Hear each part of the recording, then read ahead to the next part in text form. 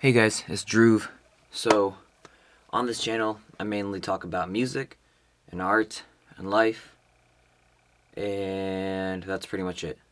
I really hate the term creative to describe someone. Like, if someone says, yeah, I'm a creative, that's like an instant eye roll for me. And the funny thing is, like, I could be considered a creative as a musician and a songwriter, as an artist. But like I just rather call myself an artist that just has a certain level of I don't know, respect or prestige to it as opposed to creative, which just feels like a bland umbrella term.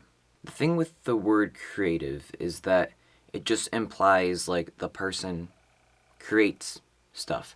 It doesn't really mean that they put themselves into their work, if that makes sense. Like tech CEOs could technically be creatives, right? Because they're creating ideas or creating technology or whatever to solve problems, whatever they see as a problem. And, the same thing could probably be said about entrepreneurship, right?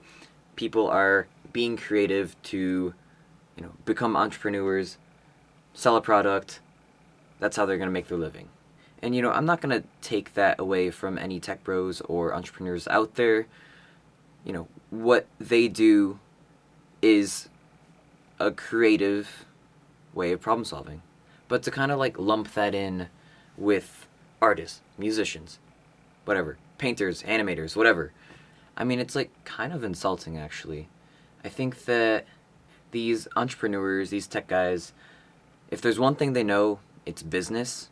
And to kind of, I guess, brand themselves as some kind of crazy genius artist, that just looks good for their brand and their products. I mean, like, one of the most famous examples, I'm not like dogging on this guy at all, but like Steve Jobs, he was famous for his black turtleneck, like simple attire, glasses, whatever. I feel like that's something like an art student would wear. And I think he said like something about the way he dresses takes away attention from himself and then in turn puts it on the product he was trying to sell. But I guess in its own way, that's like kind of its own branding and business tactic. My point in saying all this is that, well, yes, it's exactly that. It's just branding. Based on my own personal observations, I believe that creativity as an entrepreneur or a tech person doesn't require any of the vulnerability that you need as an artist. There's, the archetype of the artist that wears their heart on their sleeve and, lets it all out there and kind of is a bleeding heart, as they say, right? It's almost, glamorized to have that as an artist.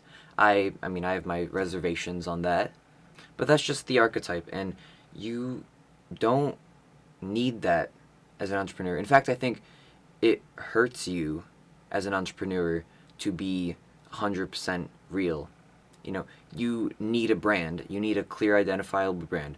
And I guess, artists need that too if they want to make a career out of it. But I think the best artists are, mostly themselves. And then their brand is kind of built around that and kind of turning the dial up to 11 on their personality traits or characteristics. I think the word creative being used to describe people, it comes from a place of like inclusivity, which isn't entirely bad, but it's like I just don't like the idea of comparing a musician to a person who posts every day on TikTok, right? And that's kind of like a boomer take, I can understand, but let me explain. The musician over here has to create and perform music that can be listened to hundreds and thousands of millions of times, potentially, for years and years and decades and perhaps even centuries.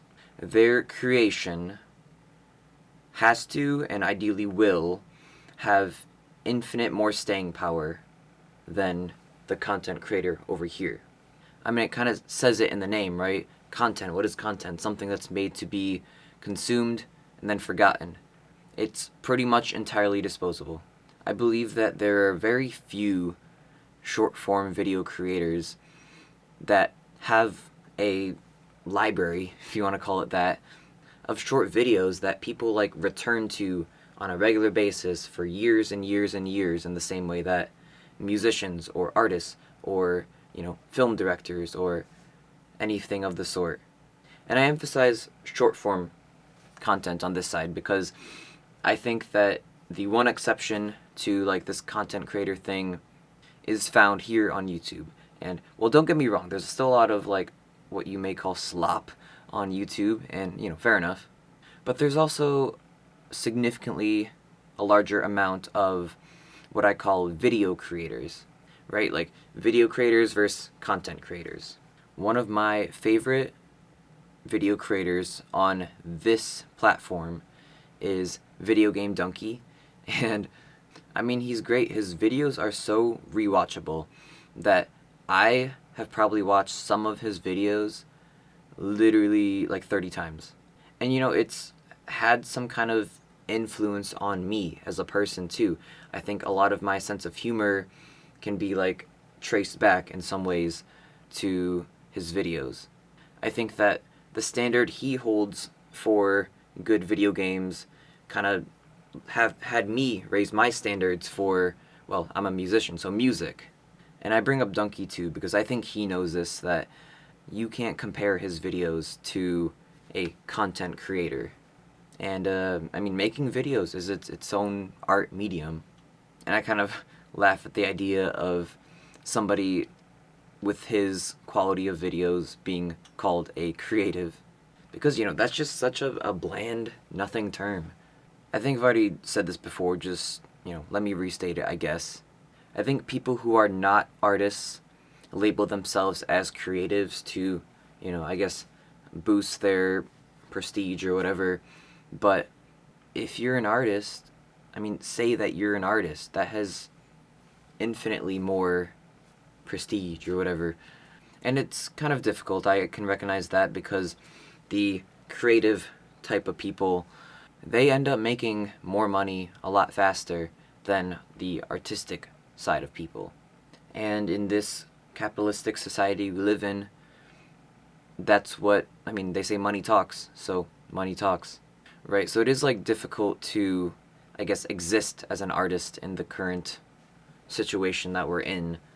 But there's more to life than money. That's probably a privileged thing to say. That is a very privileged thing to say. But in a long-term sense, the artist has better odds, right? I'm talking a lot about the creatives and the artists and all that, but if you're neither of those, I mean, one, that is completely normal. That is actually normal. But two, I mean, don't engage with disposable content. And I'm saying this like, not all art has to be super serious and melancholic and, serious and just not fun. I literally just spent a section of this video talking about Video Game Donkey. He's hilarious. I guess, like, in my ideal world, art is more than just entertainment, but art can also be entertainment. And if anything, your attention is more valuable than money at this current period of time. So there you go. I think that's my call to action I'm doing right now. Engage with good media, with good art. Or at the very least, if you're gonna engage with content, don't complain about content. So yeah, there's my video. I hope it wasn't super negative, but, I guess these things have to be said. Alright, I'll see you guys next time. Peace.